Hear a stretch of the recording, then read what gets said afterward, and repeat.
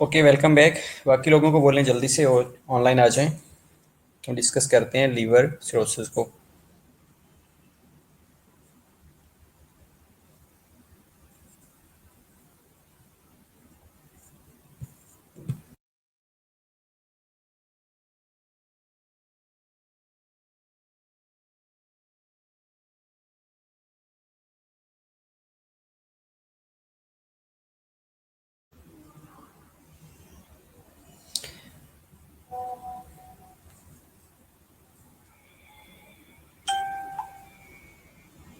Okay, तो जब तक ऑनलाइन बाकी लोग नहीं आते, हम लीवर सिरोसिस के बारे में डिस्कस कर लेते हैं कि आपको मुश्किल क्या लगता है कि ओके, वेलकम बैक बेटा। कि लीवर सिरोसिस में प्रॉब्लम कहाँ पे है, क्या समझ नहीं आती। क्या लीवर सिरोसिस के अंदर क्या ऐसी चीज़ है जो आप लोगों को समझ नहीं आई। आप क्वेरीज करें, क्वेश्चन करें, मैं उनका आंसर करूँगा ताकि बाद में आप लोगों को समझाना ज़्यादा इजी हो जाएगा। पहली तो ये बात है कि जब आपके माइंड में सिरोसिस का वर्ड आता है तो सिरोसिस का वर्ड शो ये कर रहा होता है कि and stage of chronic disease है। एंड से हम डिस्कस कर लेते हैं कि उनके साइन और सिम्टम कैसे डेवलप होते हैं। ओके, वो भी डिस्कस कर लेते हैं। ठीक है, कि साइन और सिम्टम कैसे डेवलप होते हैं। और इसमें एक हमने चीज़ डिस्कस की थी, that was about portal hypertension. मेरा ख्याल है कि that was very very important. Slides को रिवाइज करवाना है बेटा। स्लाइड्स के ऊपर आप ना चाहें, स्लाइड्स के ऊपर वही चीज़ें होती हैं जो मैं आपको बता रहा होता हूँ। स्लाइड्स रिवाइज करने का इतना मज़ा नहीं है जितनी चीज़ें डिस्कस करने से आप लोगों को समझ आ जाएगी। ठीक है। ओके, स्लाइड्स भी हम 10 मिनट में रिवाइज कर लेंगे, स्लाइड्स को रीड कर लेंगे बस।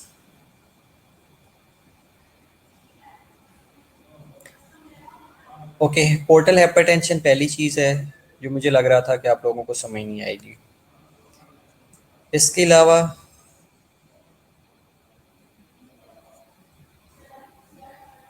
अलावा क्या क्वेश्चन हो सकता है। सिरोसिस में क्लिनिकल मैनिफेस्टेशन, ये भी आप लोगों को मेरा ख्याल है कि थोड़ा मुश्किल लगा होगा, कैसे डेवलप होती हैं। इसके अलावा इम्पॉर्टेंट चीज़ की एसाइटीज़ कैसे डेवलप हो रही होती है, कोलेटरल चैनल्स कैसे डेवलप होते हैं, हेमराइड या एसोफिकल वराइसिस कैसे डेवलप हो रहे होते हैं, हेपेटिक इंसेफलोपैथी कैसे होती है, थ्रोम्बोसाइटोपिनिया कैसे होता है, ये ब्लीडिंग डिसऑर्डर्स या स्प्लीनोमेगैली, पोर्टोसिस्टेमिक शंटिंग ऑफ ब्लड, या जो एसाइटीज़ हो रही होती है जिसमें पेरिटोनियल कैपिलरीज जो हैं उनका प्रेशर इंक्रीज हो जा रहा है। जॉइंटिस भी इंपॉर्टेंट है। ओके, जॉइंटिस भी डिस्कस कर लेते हैं कि इंट्राहेपेटिक होती है, प्री हेपेटिक होती है और पोस्ट हेपेटिक होती है। ये हेपेटोसेलुलर भी इंट्राहेपेटिक को कहा जाता है। ठीक है। इंपॉर्टेंट चीज़ की तरफ आते हैं कि पोर्टल हाइपरटेंशन। पहली जो चीज़ है कि चलो लीवर के अंदर, लीवर के काम क्या क्या होते हैं वैसे। पहली चीज़ तो ये है कि ये प्रोटीन को सिंथेसिस कर रहा होता है, मेनली एल्ब्यूमिन आती है इसके अंदर। और एल्ब्यूमिन का एक ही इम्पॉर्टेंट फंक्शन ये होता है कि ऑनकोटिक या ऑस्मोटिक प्रेशर को मेंटेन कर रही होती है। ओके श्योर बेटा। अब ये जो प्रोटीन आती है एल्ब्यूमिन से और लीवर से सिंथेसिस हो रही होती है, that is known as albumin protein, और इसने मेंटेन करना होता है ऑनकोटिक प्रेशर को। अगर ऑनकोटिक प्रेशर मेंटेन नहीं होएगा तो ये एसाइटीज़ को भी डेवलप कर रहा होता है, एडीमास को भी डेवलप कर रहा होता है। इसके अलावा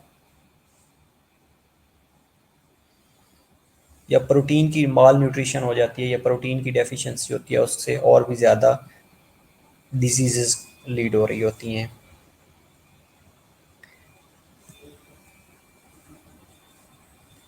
अब ये जो पोर्टल हाइपरटेंशन है ये क्या है।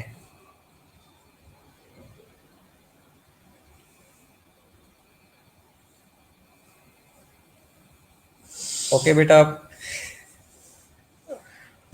पोर्टल हाइपरटेंशन को कैसे डिफाइन करेंगे आपको, वैसे थोड़ा सा एक आइडिया दे दें कि पोर्टल हाइपरटेंशन है क्या।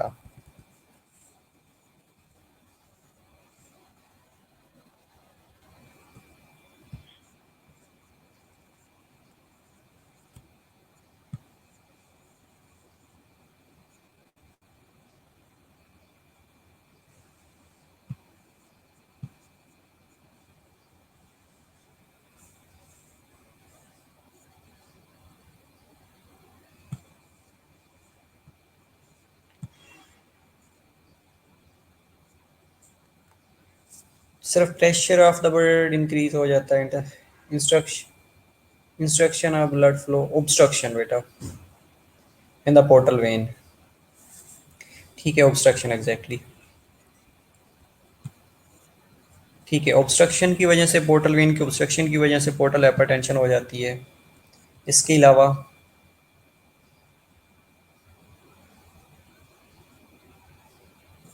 आप इसको अगर पोर्टल वेनस सिस्टम कह लेना, पोर्टल वेनस सिस्टम, तो मेरा ख्याल है कि आपकी डेफिनेशन और ज़्यादा अच्छी हो जाएगी।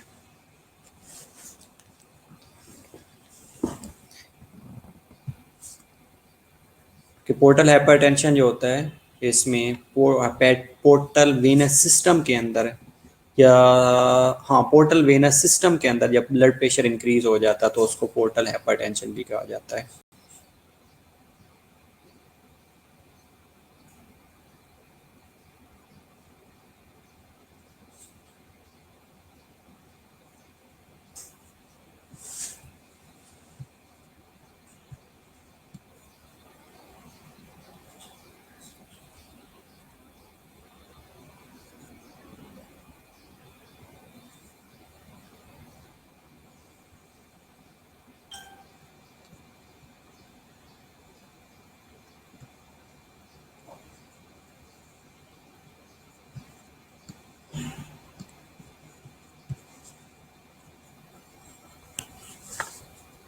ये okay, increase pressure with in the portal when, ठीक है।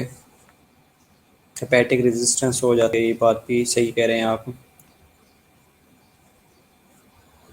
ठीक है, अच्छा ये जो प्रेशर है ये इंक्रीज क्यों होता है,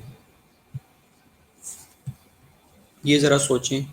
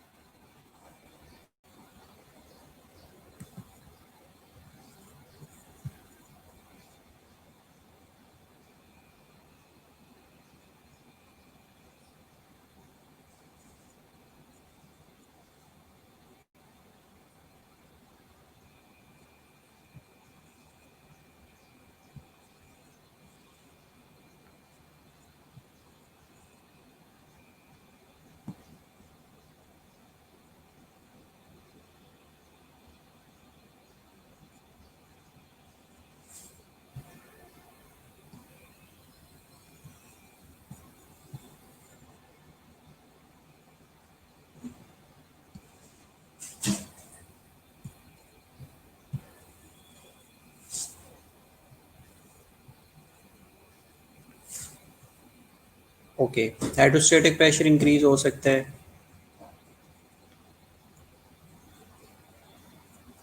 blockage in the blood flow through the liver, okay very good, ये भी चीज़ ठीक है कि ब्लड फ्लो जो लीवर से हो रही होती है उसके अंदर ब्लॉकेज आ जाती है, ये भी ठीक है एग्जैक्टली। हाइड्रोस्टेटिक प्रेशर इंक्रीज होने की वजह से, हाइड्रोस्टेटिक प्रेशर ब्लॉकेज की वजह से इंक्रीज हो रहा होता है, ठीक है वेरी गुड। ठीक है, प्रेशर ज़्यादा होने की वजह से।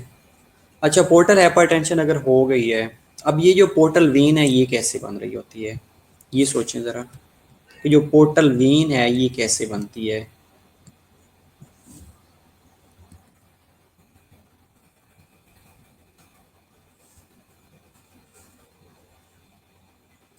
जो पोर्टल वेन है ये कैसे बनती है, आपको पोर्टल हाइपरटेंशन और ज़्यादा इजी समझ आ जाएगी।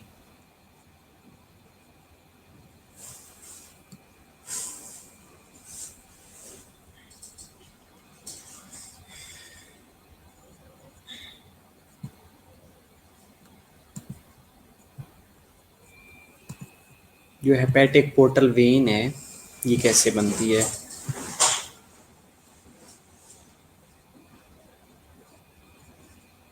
ओके बेटा, नर्विंग हो सकती है, प्रेशर ज़्यादा हो सकता है, हाइड्रोस्टैटिक प्रेशर इंक्रीज हो सकता है। क्वेश्चन ये है कि पोर्टल वेन जो है, how hepato portal vein is formed, या hepatic portal vein is formed, ये कैसे बनती है, ये पोर्टल वेन है ये कैसे बन रही होती है।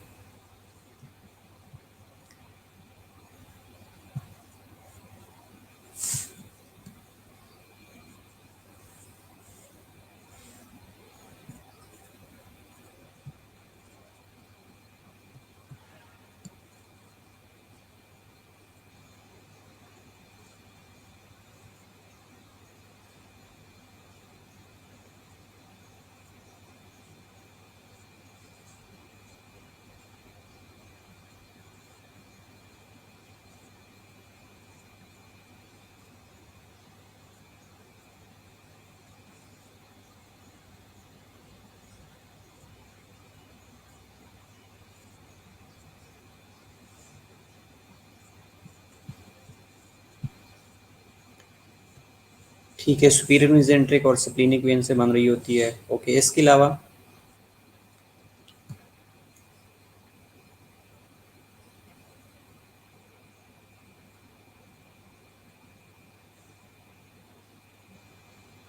ओके एग्जैक्टली सही है।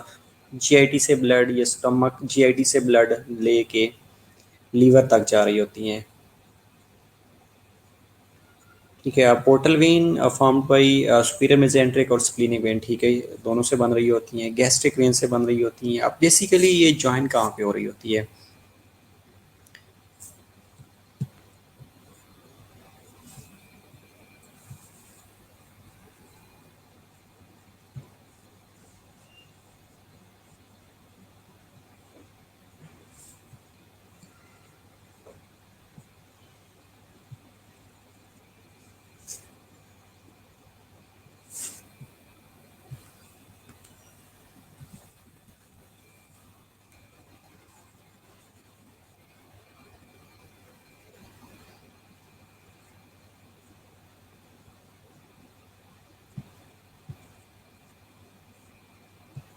अब ये सोचें कि ये जो ब्लड जीआईटी से जा रहा होता है लीवर के अंदर जा रहा होता है।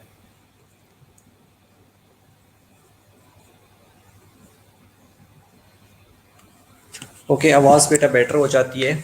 मैं ये पूछ रहा था कि जो जीआईटी से ब्लड है लीवर के अंदर जा रहा होता है, हेपेटिक वेन लेके जा रही होती है।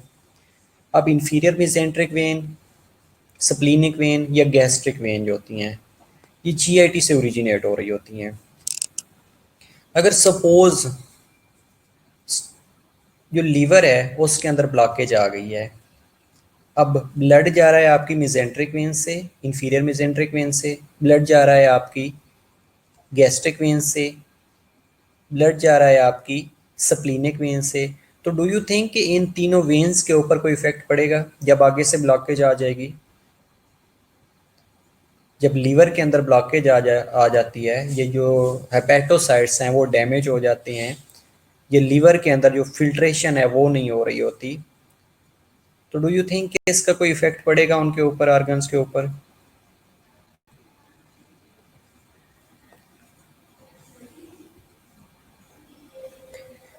अब सोचिएगा कि पोर्टल हाइपरटेंशन कैसे डेवलप होती है। आप लोगों ने बताया है कि स्प्लीनिक वेन होती है, इंफीरियर मेसेंट्रिक वेन होती है, स्प्लीनिक वेन होती है, गैस्ट्रिक वेन होती है। यही तीन वेन्स बताई हैं आप लोगों ने। ठीक है, ओके। अब आ जाते हैं पोर्टल हाइपरटेंशन की तरफ। पोर्टल हाइपरटेंशन में बेटा पहली चीज़ तो ये है कि स्प्लीनिक वेन लेके जा रही होती है लीवर को ब्लड है। Definitely yes. तो डू यू थिंक कि जब हेपेटिक वेन के अंदर प्रेशर इंक्रीज होगा तो वो ब्लड जो कि स्प्लीनिक वेन लेके जा रही थी, तो स्प्लीन के ऊपर कोई इफेक्ट पड़ेगा? डेफिनेटली पड़ेगा। तो क्या होगा? स्प्लीनोमेगैली होना शुरू हो जाएगी, पहली कंडीशन। अब जो दूसरी आपने ये कहा है कि जी गैस्ट्रिक वेन होती है, अब ये जो गैस्ट्रिक वेन है ये ब्लड सप्लाई लेके जा रही होती है जीआईटी ट्रैक से, और जीआईटी ट्रैक से जो ब्लड जा रहा होता है, ये गैस्ट्रोइंटेस्टिनल ट्रैक से ब्लड जा रहा होता है, वो एम्प्टी हो रहा होता है पोर्टल वेन के अंदर, और देन जाता है लीवर के अंदर, और देन जनरल सर्कुलेशन के अंदर जाता है। इधर किसी ने मेरा ख्याल है कौन था जिसने बताया था कि जो जो न्यूट्रिएंट्स होते हैं वो लेके जाते हैं लीवर की तरफ ताकि डिटॉक्सिफिकेशन हो सके। वेल, अब वेनस ब्लड जो कि गैस्ट्रोइंटेस्टिनल ट्रैक से जाता है, पोर्टल वेन के अंदर जाता है, देन लीवर के अंदर जाना होता है उसने। तो जब लीवर के अंदर बेटा ब्लॉकेज होएगी तो डू यू थिंक कि ये जो जीआईटी से ब्लड जा रहा है through gastric when portal vein के अंदर, तो पोर्टल वेन के अंदर ऑलरेडी ब्लड इंक्रीज हुआ हुआ है, ब्लड प्रेशर इंक्रीज हुआ हुआ है, तो ये ब्लड जा रहा था जीआईटी से, तो जीआईटी में पड़ी होती हैं कैपिलरीज, पेरिटोनियल कैपिलरीज से ब्लड जा रहा होता है, तो क्या प्री कैपिलरीज के अंदर प्रेशर नहीं इंक्रीज होगा? जैसे ही बेटा प्री कैपिलरीज के अंदर या प्रीटोनियल कैपिलरीज के अंदर ब्लड प्रेशर इंक्रीज होएगा तो उस वजह से पेशेंट सोसाइटीज में जाएगा। अब देखिए, पोर्टल हाइपरटेंशन थी हेपेटिक वेन के अंदर ब्लड इंक्रीज होने की वजह से। अब दो कंडीशन हमने डिस्कस की है। पहली कंडीशन हमने ये कहा है कि स्प्लीनोमेगैली हो जाएगी, स्प्लीनिक वेन के अंदर प्रेशर बढ़ेगा, स्प्लीन खराब होना शुरू हो जाएगा, स्प्लीनिक मेगैली हो जाएगी। दूसरा हमने कहा है कि गैस्ट्रिक वेन और पेरिटोनियल कैपिलरीज के अंदर प्रेशर बढ़ेगा, जब बढ़ेगा प्रेशर बढ़ेगा तो असाइटीज को लीड करेगा। दो चीज़ें क्लियर हो गई। अब जब स्प्लीनोमेगैली होएगी तो स्प्लीनोमेगैली, स्प्लीन क्या बेसिकली करता है कि आरबीसीज की डिस्ट्रक्शन कर रहा होता है। जब आरबीसीज की नॉर्मल स्प्लीन डिस्ट्रक्शन करता है, तो जब स्प्लीनोमेगैली होती है तो ये अब नॉर्मली डिस्ट्रक्शन करना शुरू कर देता है, जिसके अंदर प्लेटलेट्स की डिस्ट्रक्शन हो सकती है, जिसके अंदर डब्ल्यूबीसीज की डिस्ट्रक्शन हो सकती है, जिसके अंदर आरबीसीज की डिस्ट्रक्शन हो सकती है। अब सोचिएगा कि अगर आरबीसीज की डिस्ट्रक्शन होएगी, जब आरबीसीज की डिस्ट्रक्शन होती है तो ये अनीमिया को लीड नहीं करेगा।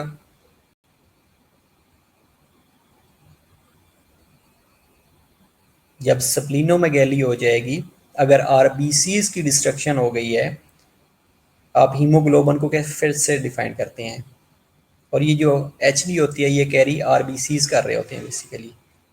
जब आरबीसीज की डिस्ट्रक्शन हो जाएगी तो अल्टीमेटली अनीमिया हो जाएगा। अब अगर डब्ल्यूबीसीज की डिस्ट्रक्शन हो जाएगी, लीकोपीनिया नहीं हो जाएगा। अब तीसरी कंडीशन, अगर थ्रोम्बोसाइट्स की डेफिशिएंसी हो जाएगी या ज़्यादा डिस्ट्रक्शन होगी, क्योंकि स्प्लीन हाइपर एक्टिव हो चुका है, स्प्लीनोमेगैली हो चुकी है, वो आइडेंटिफाई नहीं कर सकता कि नॉर्मल कौन से हैं, अब नॉर्मल कौन से हैं, उसने डिस्ट्रक्शन अपनी बढ़ा दी है।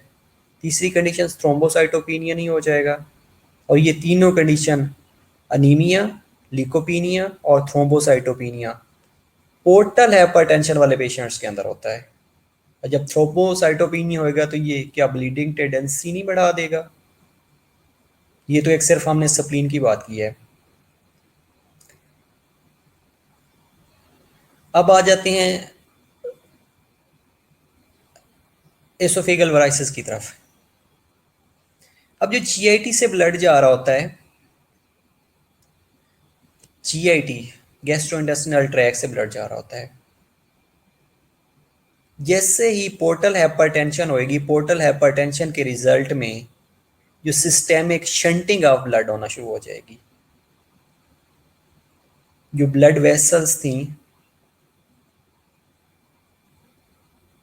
डेफिनेटली बेटा तीनों कंडीशन होगी, अनीमिया होएगा, लीकोपीनिया होएगा, थ्रोम्बोसाइटोपिनिया होएगा। ये तीनों कंडीशन स्प्लीनोमेगैली की वजह से हो रही होंगी।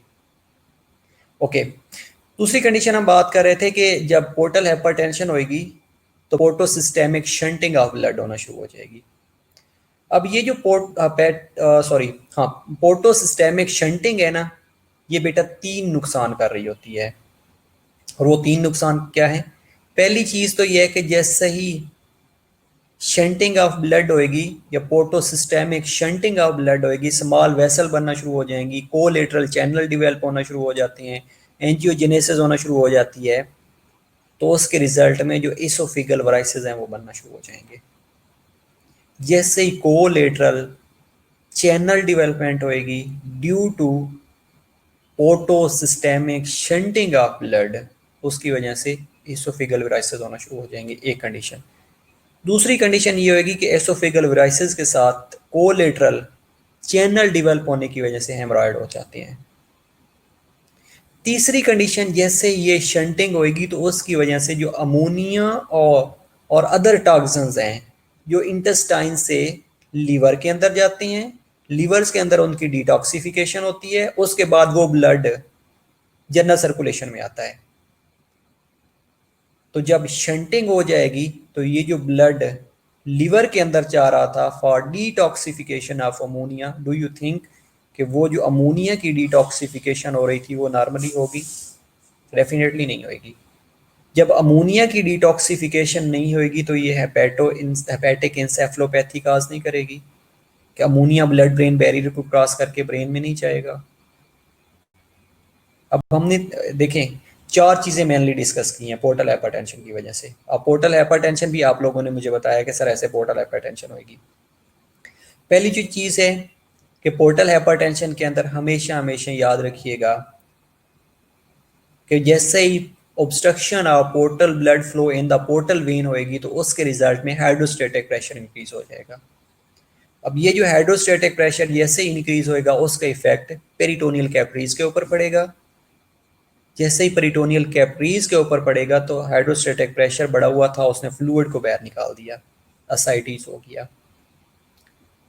दूसरा सप्लीनिक इनलार्जमेंट होएगी, सप्लीनोमेगैली हो जाएगी। जैसे ही सप्लीनोमेगैली होएगी तो जो नॉर्मल सेल की सप्लीन ने डिस्ट्रक्शन करनी थी, अब सप्लीन हाइपर एक्टिव हो चुका है, उसने अब नॉर्मली आरबीसीज, डब्ल्यूबीसीज और प्लेटलेट की डिस्ट्रक्शन स्टार्ट कर दी है। जैसे ही इनकी डिस्ट्रक्शन होएगी तो डब्ल्यूबीसीज की डिस्ट्रक्शन से अनीमिया होना शुरू हो जाएगा। दूसरा आरबीसीज की डिस्ट्रक्शन से अनीमिया हो जाएगा। दूसरा लिकोपीनिया होगा। तीसरा थ्रोम्बोसाइटोपिनिया होगा और थ्रोम्बोसाइटोपिनिया की वजह से परप्यूरा होना शुरू हो जाता है, ब्लीडिंग टेंडेंसी इंक्रीज हो जाती है। ओके, असाइटिस बेटा रिपीट कर दूंगा। दूसरी कंडीशन बेटा ये होती है कि पोर्टो सिस्टेमिक शंटिंग होती है, और ये शंटिंग क्या करती है कि कोलेटरल चैनल डेवलप कर रही होती है।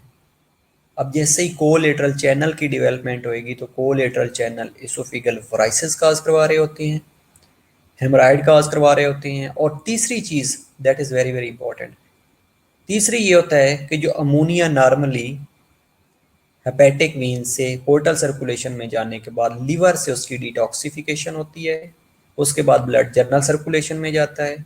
अब ये कोलेटरल सर्कुलेशन की वजह से या porto systemic shunting of blood की वजह से जो अमोनिया या अदर टॉक्सिन्स हैं जो कि इंटेस्टाइन से लीवर के अंदर पहले जाते थे और डिटॉक्सिफिकेशन वो लीवर के अंदर नहीं जा पाएंगे, वो डायरेक्ट जनरल सर्कुलेशन में जाना शुरू हो जाएंगे। अब जैसे ही वो जनरल सर्कुलेशन के अंदर जाएंगे तो अगेन ब्लड ब्रेन बैरियर को क्रॉस करके हेपेटिक इंसेफ्लोपैथी काज करवा देंगे।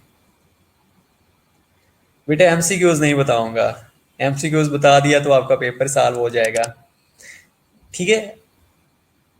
एमसीक्यू सिनेरियो बेस्ड आएगा, डोंट वरी, आप लोग पिक कर लेंगे। तो ये तीन कंडीशन हो रही होती हैं बेटा एसआईटीज में। ये होता है कि जैसे ही पोर्टल हाइपरटेंशन होती है ना, अब पोर्टल हाइपरटेंशन में क्या होता है कि जो पोर्टल वेन की ऑब्स्ट्रक्शन हो गई है, जो ब्लड फ्लो नॉर्मल जा रहा था उसकी ऑब्स्ट्रक्शन होती है, ऑब्स्ट्रक्शन की वजह से ना हाइड्रोस्टेटिक प्रेशर इंक्रीज हो जाता है। अब जैसे ही हाइड्रोस्टेटिक प्रेशर इंक्रीज होता है तो जो पेरिटोनियल कैपिलरीज होती हैं उनके अंदर भी हाइड्रोस्टेटिक प्रेशर इंक्रीज होता है। जैसे ही उनके अंदर इंक्रीज होएगा तो फ्लूइड पेरिटोनियल कैविटी के अंदर अकमुलेट होना शुरू हो जाता है और वापस ऑलरेडी लीवर सिरोसिस हो चुका होता है, ऑनकोटिक प्रेशर डिक्रीज हो चुका होता है, तो वो फ्लूइड वापस जा ही नहीं सकता, ब्लड वेसल का हिस्सा ही नहीं बनता। जब ब्लड वेसल का हिस्सा नहीं बनेगा तो उसको टाइम असाइटिस डेवलप हो जाती है।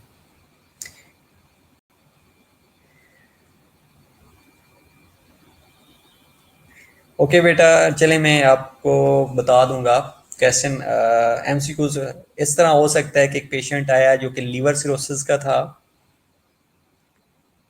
और लीवर सिरोसिस की कॉम्प्लिकेशन में ऑनकोटिक प्रेशर उसका डिक्रीज हुआ था, तो क्या क्या हो सकता है, आगे ऑप्शन भी कुछ हो सकते हैं। मैं इस तरह बेटा आपको बता दिया तो फिर तो पेपर ही सॉल्व हो जाएगा, ठीक है।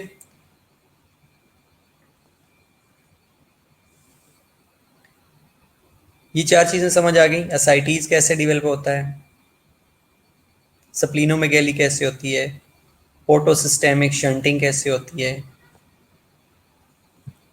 ठीक है। इसमें मेरा ख्याल है कि ये चीज़ें ज़्यादा इंपॉर्टेंट थी पोर्टल हाइपरटेंशन के अंदर।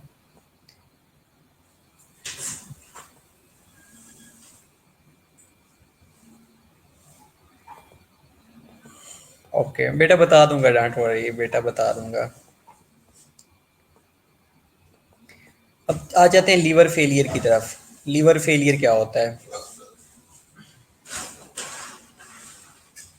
बेटा, आप लोगों को मेरा ख्याल है आप लोगों ने पहले सम पढ़ा हुआ था इसलिए आप लोगों को और ज़्यादा समझ आ गई है, अच्छी समझ आ गई है, ठीक है। लीवर फेलियर की तरफ आ जाएं, या हेपेटिक फेलियर भी इसे कहा जाता है। लीवर फेलियर बेटा तब होगा, ओके जॉन्डिस का बेटा बता देता हूँ, जॉन्डिस का भी बता देता हूँ, जॉन्डिस के लिए भी ना वरीड हो, जॉन्डिस का भी बता दूंगा।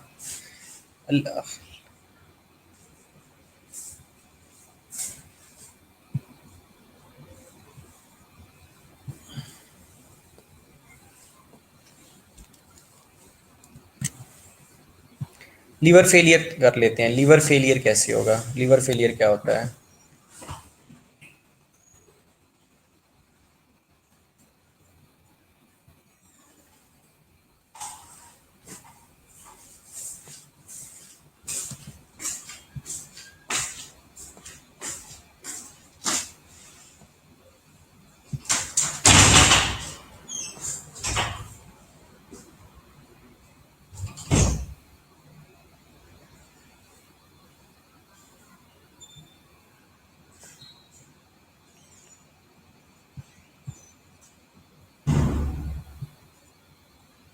नहीं पता? अच्छा, चलें जॉन्डिस, जॉन्डिस का करना पहले। अच्छा, जॉन्डिस का बता देता हूँ, उसके बाद लीवर फेलियर और इजी हो जाएगा आप लोगों के लिए। अब जो जॉन्डिस होता है बेटा, इसमें ये होता है कि जो बिलीरुबन है ना, वो बॉडी से एक्सक्रीट आउट नहीं होती। अब सोचिएगा कि ये बिलीरुबन आती कहाँ से है। पहली चीज़ तो ये है कि जो आरबीसीज होते हैं उसका जो नॉर्मल लाइफ स्पैन होता है वो 120 डेज होता है।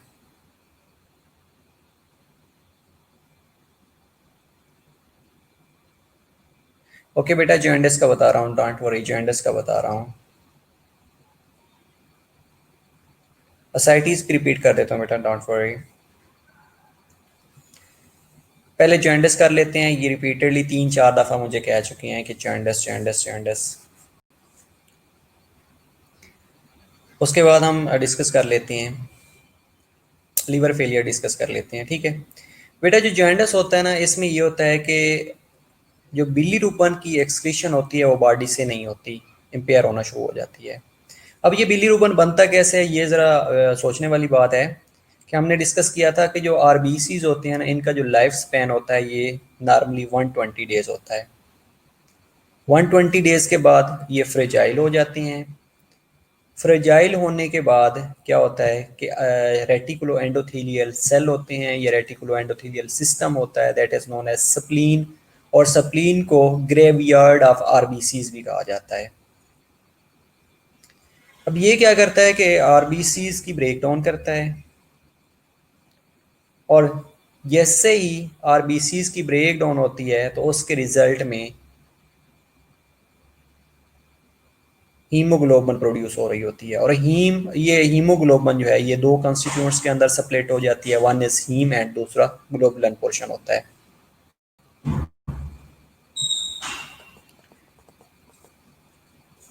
अब ये ग्लोबुलन जो पोर्शन है ना,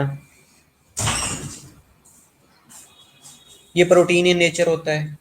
इसकी ब्रेकडाउन होती है इनटू अमाइनो एसिड, लेकिन इसका कोई रोल नहीं है पैथोजेनेसिस ऑफ जॉन्डिस में। लेकिन जो हीम पार्ट होता है ना, इसकी ऑक्सीडेशन रिडक्शन होती है, ऑक्सीडेशन रिएक्शन होता है। और इसकी जो ऑक्सीडेशन रिएक्शन काज करवा रहा होता है, ये कैटाबॉलिज्म हो रही होती है, वो एक इंजाइम होता है, दैट इज ऑक्सीजनेज।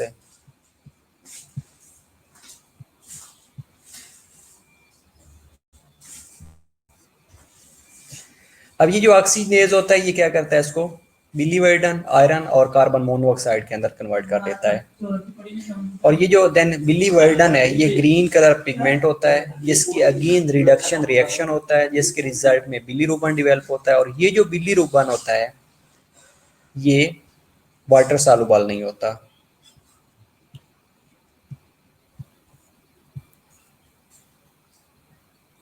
समझ आ रही है?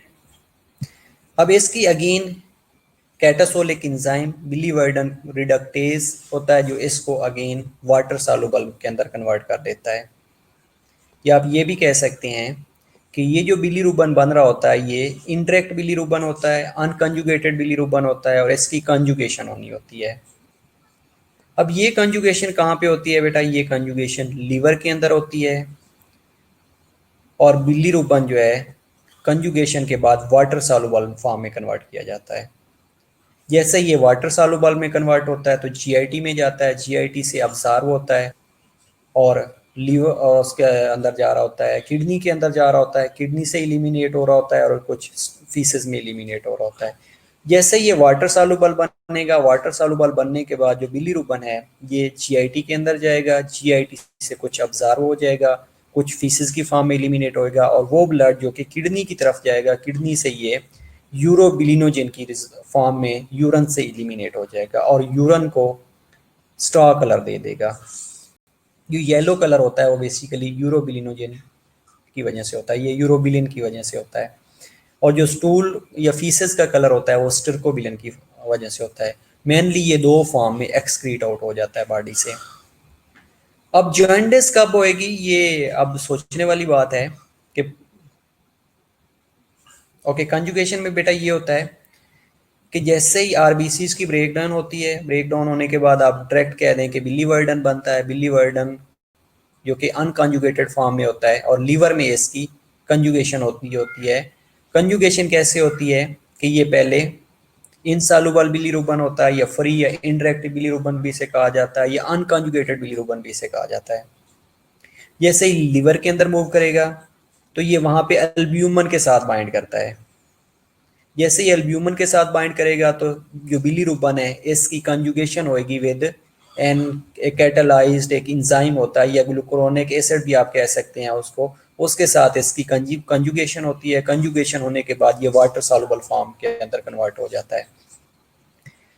जैसे ये वाटर सॉल्युबल फॉर्म के अंदर कन्वर्ट होएगा तो जीआईटी के अंदर जाता है। जीआईटी से ये अब्जॉर्ब होता है। अब्जॉर्ब होने के बाद ये जो स्टूल की फॉर्म में इलिमिनेट हो रहा होता है उसको स्टिरकोबिलिन कहा जाता है और जो यूरन से इलिमिनेट हो रहा होता है उसको यूरोबिलिन कहा जाता है या यूरोबिलिनोजेन कहा जाता है। ठीक है, ये इन फॉर्म में ये नॉर्मली इस तरह इलिमिनेट होता है। अब जॉइंटिस कब होएगी? जॉइंटिस सोचिएगा कि कौन सी ऐसी कंडीशन हो सकती है जब वो जॉइंटिस होएगी।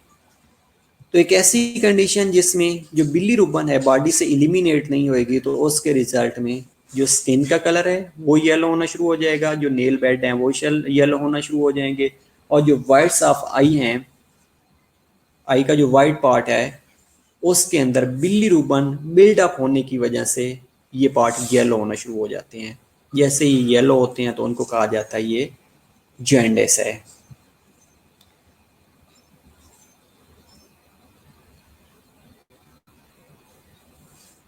हेपेटाइटिस ई वायरस बेटा ये अभी जॉइंटिस को डिस्कस करने दें, उसके बाद हेपेटाइटिस वायरस ई आप लोगों को मेरा ख्याल है कि 1000 दफ़ा हम कह चुके हैं कि जो हेपेटाइटिस ई वायरस था ये पानी की वजह से स्प्रेड हो रहा था। तो हेपेटाइटिस ई हज़ारों लोगों करोड़ों लोगों को हुआ था और रिवर्स हो गया था। ठीक है, ये आपको मैं अगेन आंसर कर दूंगा हेपेटाइटिस ई का भी ना।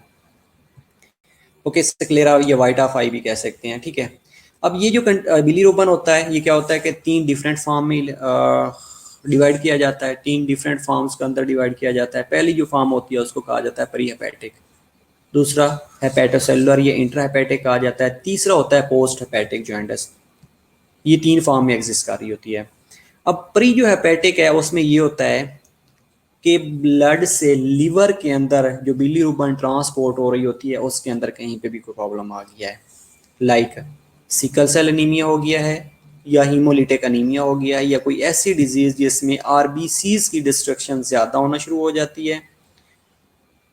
यस बेटा, नेल का कलर भी डेफिनेटली चेंज हो जाएगा।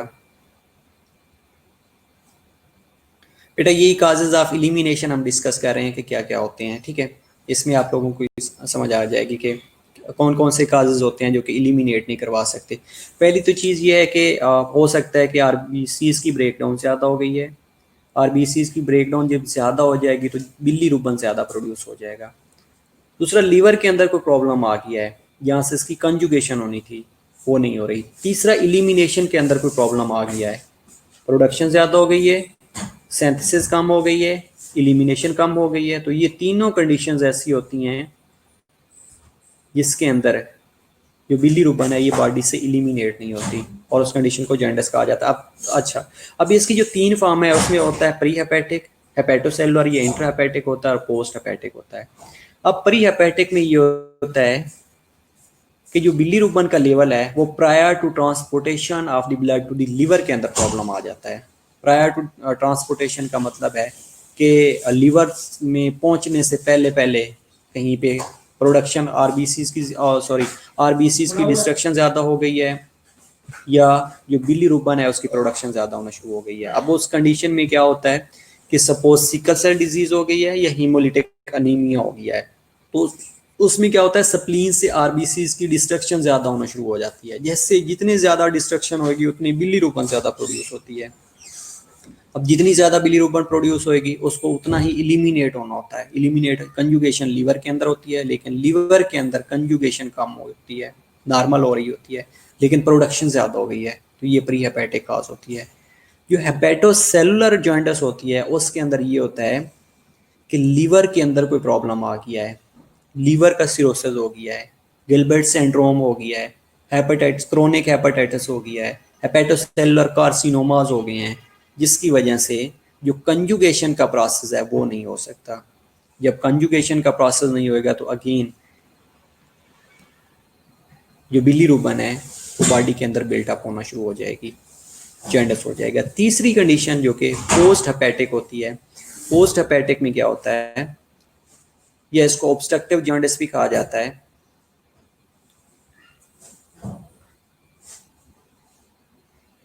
इसमें ये होता है कि उसकी कंजुगेशन तो हो रही है, लेकिन जो इलिमिनेशन है उसके अंदर प्रॉब्लम है। लाइक डाइजेस्टिव सिस्टम के अंदर कोई प्रॉब्लम है, गॉल ब्लैडर के अंदर कोई प्रॉब्लम है, जिस तरह कोई ट्यूमर्स बन गया है या गॉल स्टोन बने हुए हैं जहाँ से इसने इलिमिनेट होना होता है, जाके जीआईटी से ऑब्जर्व होना होता है, तो वो ऑब्जर्व होके इलिमिनेट नहीं होगी। जब इलिमिनेशन नहीं होगी तो उसके रिजल्ट में भी जॉन्डिस होना शुरू हो जाएगा। ये तीन कंडीशन हमने डिस्कस की है।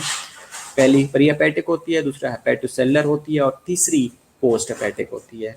ये तीनों कंडीशन अगर एग्जिस्ट करती हैं तो वो जॉन्डिस को लीड कर रही होती हैं, और इनका आइडेंटिफाई किया जाता है कि प्रॉब्लम कहाँ पे है। लाइक सिकल सेल डिजीज तो नहीं है, हिमोलिटिक अनीमिया तो नहीं है, हेपेटाइटिस तो नहीं है, या लीवर के अंदर लीवर सिरोसिस तो नहीं है, हेपेटोसेलुलर कार्सिनोमा तो नहीं है, गॉल स्टोन तो नहीं है, या कहीं पे ऑब्स्ट्रक्शन तो नहीं है। तो ये सारी चीज़ें आइडेंटिफाई करने के बाद उस रूल आउट किया जाता है कि इसको जॉन्डिस कौन सी है, प्री हेपेटिक है, हेपेटोसेलुलर है, या पोस्ट हेपेटिक है। Got it. अब तीसरी क्वेश्चन ये था कि हेपेटाइटिस ई वायरस रिवर्स हो जाता है या नहीं हो जाता। Very bad question. कितने लोगों को हेपेटाइटिस ई हुआ था ये 1 साल पहले इसी मौसम में, कि गन्ने का रस पी रहे हैं, गंदी जगहों से खाने पीने खा रहे हैं, और उसका मोड ऑफ ट्रांसमिशन, तो कितने लोग सर्वाइव किए हैं, ये कितनी डेथ हुई है। मेरा ख्याल है कि काफ़ी ज़्यादा लोग बच गए थे। हेपेटाइटिस रिवर्स हो जाता है बेटा। ठीक है, इसके अलावा और क्वेश्चन पूछिएगा, और क्या रिवाइज करना है हमने। इसके ऊपर एक एंड पे स्लाइड दी गई थी, वो बहुत ही इंपॉर्टेंट थी।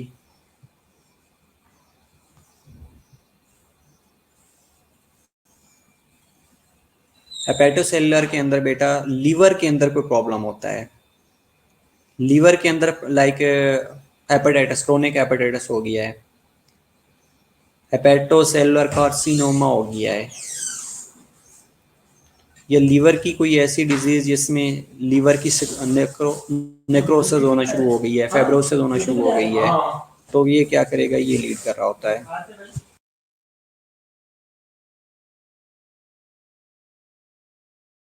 ओहो, आपको हेपेटाइटिस ई हो गया बेटा, रिवर्स हो जाएगा, बिल्कुल बेफिक्र हो के पानी ज़्यादा से ज़्यादा लें। लेकिन इसमें हेपेटाइटिस ई में जॉन्डिस डेवलप हो रही होती है। वाटर इनटेक ज़्यादा से ज़्यादा करना है, और कोई ऐसी मेडिकेशन नहीं लेनी जो कि लिवोटॉक्सिक हो, लीवर को डैमेज करें, तो ये रिवर्स हो जाएगा इंशाल्लाह। ठीक है, इसके अलावा ये इसकी पैथोफिजियोलॉजी दैट वाज इम्पोर्टेंट सबसे पहले। ओके, एसआईटीज बता देता हूँ बेटा। एसआईटीज, इसके अंदर अगर मैंने एक स्लाइड्स डाली हुई थी एसआईटीज की, आपको रिपीट कर देता हूँ बेटा एसआईटीज कैसे होती है।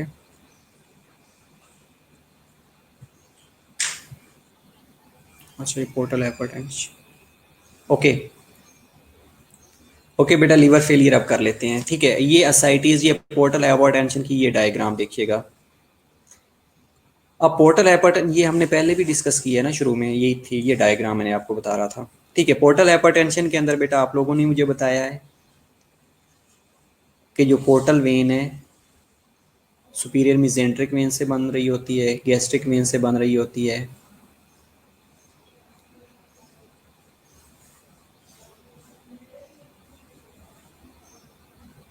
और बेटा साइटीज ये है स्लाइड के ऊपर, ये जो मैंने स्लाइड ओपन की हुई है पोर्टल हाइपरटेंशन वाली, ये ज़रा देखिएगा।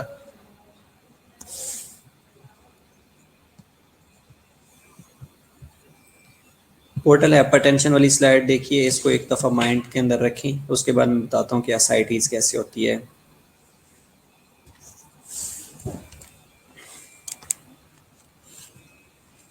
ओके, इसके बाद एसाइटीज़ के बाद हम लीवर फेलियर डिस्कस करने वाले हैं, ठीक है।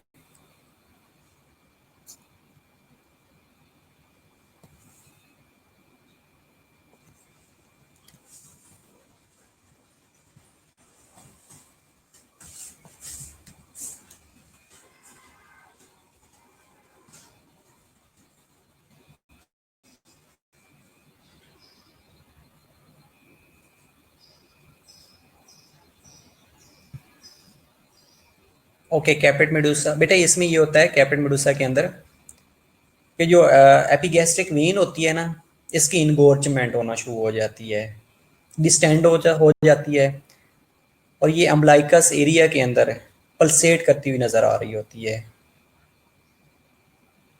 इसको कहा जाता है कैपेट मेडुसा। अगेन बेटा बता रहा हूँ कि जो एपिगैस्ट्रिक वेन होती है ना, ये डिस्टेंड हो जाती है। डिस्टेंड होने के रिजल्ट में जैसे ही इसके अंदर पल्सेशन हो रही होती है, अब्डोमिनल वॉल के ऊपर अगर देखा जाए या अम्बलाइकस एरिया के अंदर देखा जाए, तो ये ब्लड जैसे ही मूव करेगा इसके अंदर तो इसकी पल्सेशन फील कर रही हो रही होती है, तो उसको कहा जाता है कैपेट मेडुसा।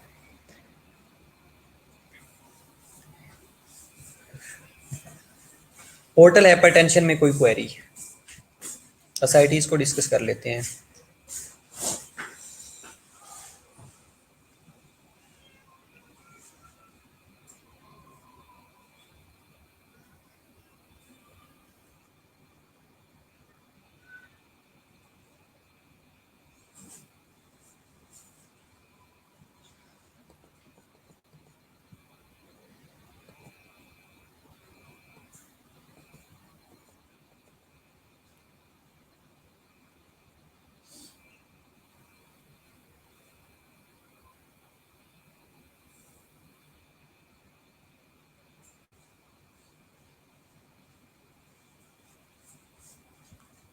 और बेटा जैसे नाफ चढ़ गई है, इसका तो खैर मुझे नहीं पता,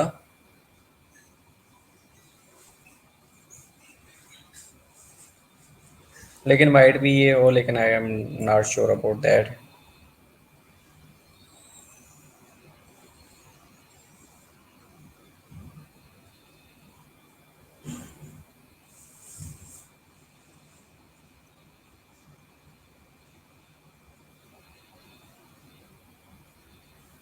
okay, development of lateral channel क्या है ये भी अगेन बता देता हूँ। अब बेटा कैपेट मेडुसा ये होता है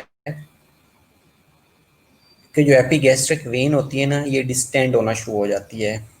जैसे ये डिस्टेंड होएगी तो अम्बलाइकस एरिया के अंदर इसकी रेडिएशन या पल्सेशन शो हो रही होती है, उसको कहा जाता है कैपेट मेडुसा। ठीक है, डेवलपमेंट ऑफ कोलेटरल चैनल क्या है। ओके, ठीक है। पोर्टोहेपेटिक पोर्टोसिस्टेमिक शंट क्या है ये भी अगेन बता देता हूँ बेटा। एसाइटीज भी दोबारा डिस्कस कर लेते हैं।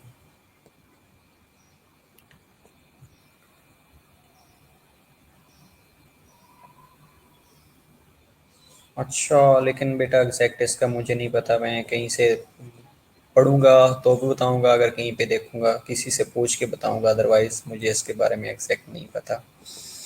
ठीक है बेटा, एसाइटीज में ये होता है कि जैसे ही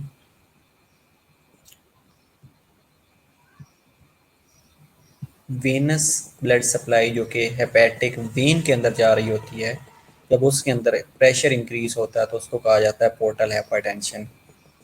अब जैसे ही पोर्टल हाइपरटेंशन होएगी तो वो ब्लड वेसल जो गैस्ट्रिक जीआईटी से ओरिजिनेट हो रही होती हैं या गैस्ट्रिक आर्टरी लेके जा रही होती है, उसके अंदर जो प्रेशर होता है दैट इज हाइड्रोस्टेटिक प्रेशर, वो इंक्रीज हो जाता है। जैसे ही हाइड्रोस्टेटिक प्रेशर इंक्रीज होएगा तो उसकी वजह से फ्लूइड बाहर निकलना शुरू हो जाता है। और फ्लूइड जैसे ही बाहर निकलेगा तो साथ में जो ऑनकोटिक प्रेशर होता है प्रोटीन की वजह से होता है, वो लीवर से प्रोटीन सिंथेसिस हो रही होती है। और जो लीवर क्या करता है, ऑलरेडी डैमेज हो चुका होता है, उसके अंदर फिब्रोसिस नेक्रोसिस हो चुकी होती है, स्कार फॉर्मेशन हो चुकी होती है, तो एल्ब्यूमिन प्रोटीन की सिंथेसिस नहीं होती। ऑनकोटिक प्रेशर डिक्रीज होता है। ऑनकोटिक प्रेशर डिक्रीज होने और हाइड्रोस्टैटिक प्रेशर इंक्रीज होने की वजह से फ्लूइड पेरिटोनियल कैविटी के अंदर अकमुलेट हो जाता है। अब जैसे फ्लूइड पेरिटोनियल कैविटी के अंदर अकमुलेट होता है तो वो फ्लूइड जो कि नॉर्मली सर्कुलेशन के अंदर जा रहा होता है वो कम जाता है। बेटा क्या रिपीट करना है?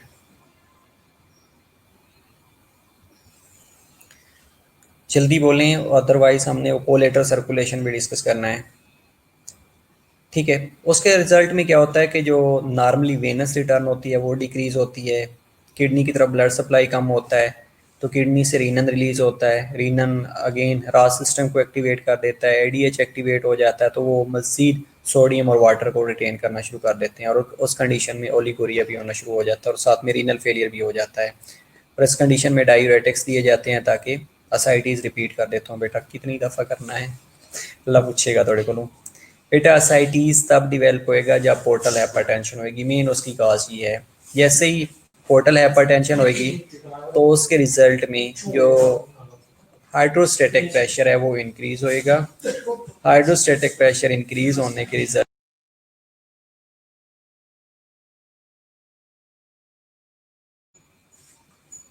अच्छा, पेरिटोनियल कैविटीज़ के अंदर प्रेशर इंक्रीज होता है। ये हाइड्रोस्टेटिक बेसिकली प्रेशर होता है। हाइड्रोस्टेटिक प्रेशर इंक्रीज होने की वजह से जो फ्लूइड है ये पेरिटोनियल कैविटी के अंदर अकमुलेट होना शुरू हो जाता है। अब जैसे फ्लूइड पेरिटोनियल कैविटी के अंदर अकमुलेट होएगा, इसके अंदर बेटा दो थ्योरीज हैं, एक अंडरफिल थ्योरी होती है और एक ओवरफिल थ्योरी होती है। इतना अब टाइम नहीं है कि मैं आप लोगों को अंडरफिल और अपफिल थ्योरी के बारे में मजीद बता सकूं, लेकिन आप सिंपल ये कह लें कि जो हाइड्रोस्टेटिक प्रेशर होता है वो इंक्रीज होता है। इंक्रीज होने के रिजल्ट में जो फ्लूइड होता है वो पेरिटोनियल कैविटी के अंदर आता है। ऑनकोटिक प्रेशर ऑलरेडी डिक्रीज होता है। ऑनकोटिक प्रेशर डिक्रीज होने की वजह से जो फ्लूइड है वो वापस ब्लड सप्लाई, ब्लड सर्कुलेशन का हिस्सा नहीं बनता। जब ब्लड सर्कुलेशन का हिस्सा नहीं बनेगा, ब्लड सर्कुलेशन का हिस्सा नहीं बनेगा तो उसके रिजल्ट में जो कंपनसेटरी मैकेनिज्म्स हैं वो एक्टिवेट होना शुरू हो जाते हैं। कंपनसेटरी मैकेनिज्म में ये होता है कि रीनन रिलीज होना शुरू हो जाता है, या यू कैन से कि रास सिस्टम की एक्टिवेशन होना शुरू हो जाती है, एडीएच की एक्टिवेशन शुरू हो जाती है। ये सोडियम और वाटर को मजीद रिटेन करवाते हैं। ये एल्डोस्टोन सिंपली कह सकते हैं कि वो एक्टिवेट हो जाता है, ये एल्डोस्टोन की फॉर्मेशन होना शुरू हो जाती है। ये मजीद सोडियम और वाटर को रिटेन करता है। साल्ट और वाटर रिटेन होने के रिजल्ट में जो फ्लूइड वॉल्यूम है ये ओवरलोड होना शुरू हो जाता है। अब जितना फ्लूइड वॉल्यूम ओवरलोड ज़्यादा होएगा उतना असाइटीज वर्स होना शुरू हो जाएगा, और इसके लिए असाइटिक टैब होता है, उसमें मैक्सिमम 15 लीटर्स तक जो फ्लूइड है ये अकमुलेट हो सकता है और इसको ड्रेन करवाया जा सकता है। और उसकी जो मेन काज होती है वो लीवर सिरोसिस होती है और पोर्टल हाइपरटेंशन होती है। ठीक है, अब दूसरी कंडीशन हमने डिस्कस की थी कि सप्लीनोमेगैली या हाइपर सप्लीनिज्म भी इसको कहा जाता है। इसमें क्या होता है कि जो स्प्लीन है वो इलार्ज होना शुरू हो जाता है ड्यू टू पोर्टल हाइपरटेंशन। बेटा लीवर सिरोसिस भी कर लेते हैं, 5 मिनट के अंदर हो जाएगा। स्प्लीन इलार्ज होता है, पोर्टल हाइपरटेंशन इसकी काज होती है, जिसकी वजह से जो ब्लड की सेंटिंग होना शुरू हो जाती है और स्प्लीनिक वेन के अंदर, और जो स्प्लीन होता है वो इलार्ज होता है। इलार्ज होने के रिजल्ट में जितने भी ब्लड सेल्स होते हैं उनकी डिग्रेडेशन करना शुरू कर देता है। ब्लड सेल जितने ज़्यादा रैप्चर होंगे, लाइक WBC रैप्चर हो रहे हैं, RBC रैप्चर हो रहे हैं, या PLT रैप्चर हो रहे हैं, तो इनके रैप्चर होने से लीकोपीनिया हो रहा होता है, थ्रोम्बोसाइटोपिनिया हो रहा होता है और अनीमिया हो रहा होता है। ये तीन कंडीशन एग्जिस्ट करती हैं। इसके रिजल्ट में जो पोर्टोसिस्टेमिक शंट्स होती हैं, इसमें ये होता है कि जो ब्लड फ्लो लीवर की तरफ जा रहा होता है और जो पोर्टल वेन होती है उसमें प्रेशर ज़्यादा होने की वजह से कोलेटरल चैनल बनना शुरू हो जाते हैं between the portal and systemic when, जो कि लोअर रेक्टम को सप्लाई कर रही होती हैं, एसोफेगस को सप्लाई कर रही होती हैं और अम्बिलिकल वेन को सप्लाई कर रही होती हैं। अब उनकी सप्लाई की वजह से जो कोलेटरल चैनल्स बनना शुरू हो जाते हैं, उन कोलेटरल चैनल्स बाद में डिवेल्प हो जाते हैं इनटू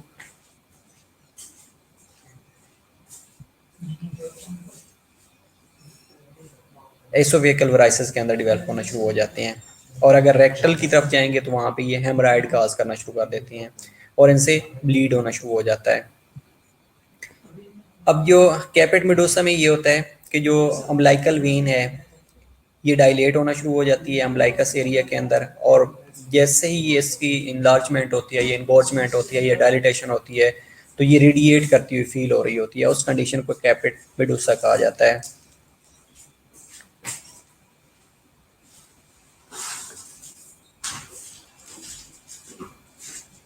बेटा डेफिनेटली एसाइटिस उस कंडीशन में ज़्यादा हो जाता है, एसाइटिस वर्स होता है, मैंने वर्ड यूज़ किया था, वर्स होना शुरू हो जाता है। ठीक है, ये पोर्टो सिस्टेमिक शंटिंग होती है। पोर्टो सिस्टेमिक शंटिंग के रिजल्ट में कैपेट मेडोसा डेवलप हो रहा होता है, एसोफेगल वाइसेस और हेमराइड डेवलप हो रहे होते हैं। और इसके अलावा क्या होता है कि हेपेटिक इंसेफ्लोपैथी होती है। और हेपेटिक इंसेफ्लोपैथी कैसे होती है कि जो नॉर्मली टॉक्सन्स या अमोनिया जीआईटी से अब्जॉर्ब होने के बाद पोर्टल सिस्टम का हिस्सा बनता था या पोर्टल वेन से लीवर के अंदर जाता था फॉर डिटॉक्सिफिकेशन, वो इन कोलेटरल चैनल की वजह से डायरेक्ट जनरल सर्कुलेशन में जाना शुरू हो जाता है। जैसे ही डायरेक्ट जनरल सर्कुलेशन के अंदर जाएगा तो ये ब्लड ब्रेन बैरियर को क्रॉस करके हेपेटिक एंसेफलोपैथी कॉज करेगा। ये पोर्टल हाइपरटेंशन थी। ठीक है, अब जो लीवर फेलियर है इसके अंदर दो तरह से फैक्टर्स होते हैं, एक सिंथेसिस और स्टोरेज के अंदर कोई प्रॉब्लम आ जाता है, दूसरा मेटाबॉलिक और एक्सक्रीटरी फंक्शन के अंदर प्रॉब्लम आ जाता है। अब ये इनको दो हिस्सों में डिवाइड किया गया है। अब पहली चीज़ तो ये है कि लीवर फेलियर है क्या चीज़, या हेपेटिक फेलियर क्या चीज़ है।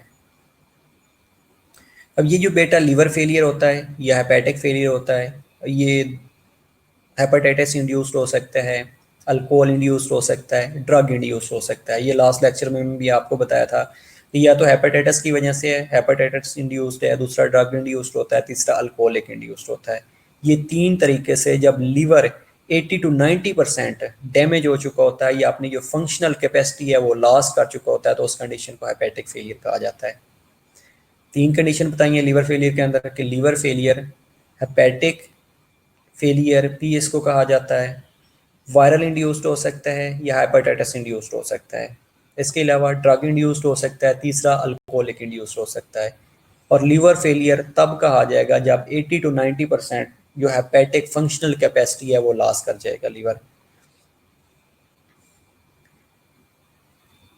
अब लीवर के जितने भी फंक्शंस होते हैं लाइक हीमाटोलॉजिकल फंक्शन है वो सारे डिस्टर्ब होना शुरू हो जाते हैं, एंडोक्राइन फंक्शन है वो डिस्टर्ब होना शुरू हो जाते हैं, स्किन डिसऑर्डर्स हैं वो सारे डिवेल्प होना शुरू हो जाते हैं। अब इन फंक्शंस के अंदर क्या क्या चीज़ें आती हैं, मेनली दो चीज़ें आ रही होती हैं। दो चीज़ों में या तो एक्सक्रीशन में प्रॉब्लम आ जाता है या दूसरा सिंथेसिस और स्टोरेज के अंदर प्रॉब्लम आ जाता है।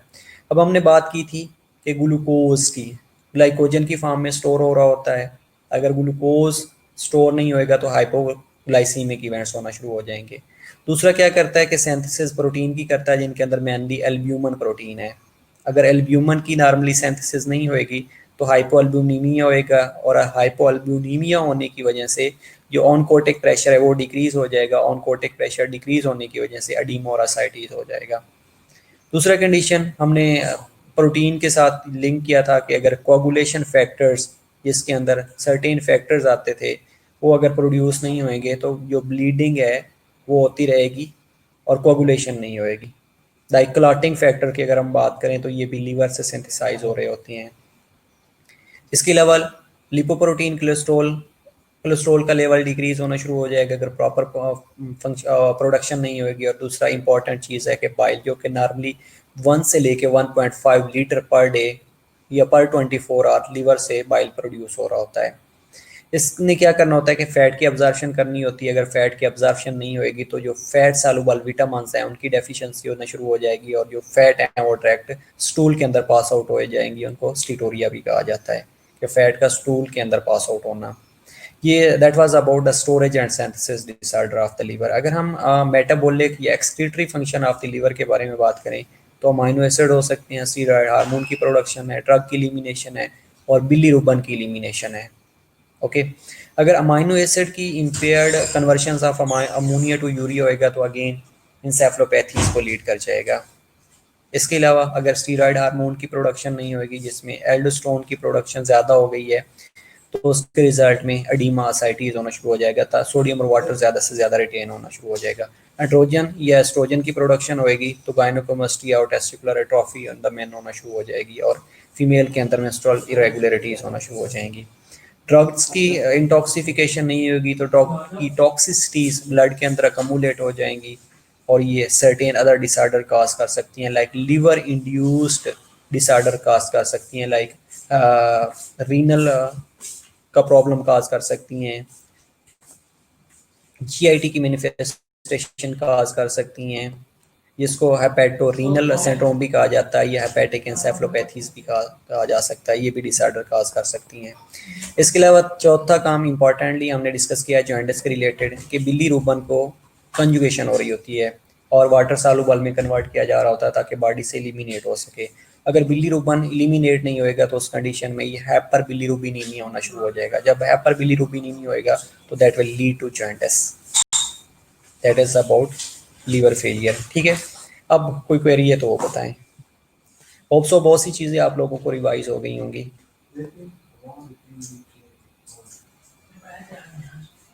ठीक है, अब और कोई क्वेश्चन है तो वो पूछ सकते हैं, कोई क्लिनिकल मैनिफेस्टेशन के रिलेटेड, लीवर कैंसर के रिलेटेड, शंटिंग के रिलेटेड।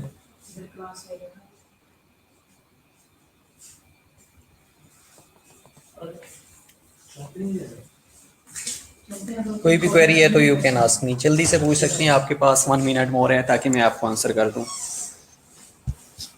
होप सो बहुत अच्छी चीज़ें समझ आ गई होंगी और बहुत सी चीज़ें भी आपको आज क्लियर हो गई होंगी। वेल, ऑलवेज वेलकम बेटा।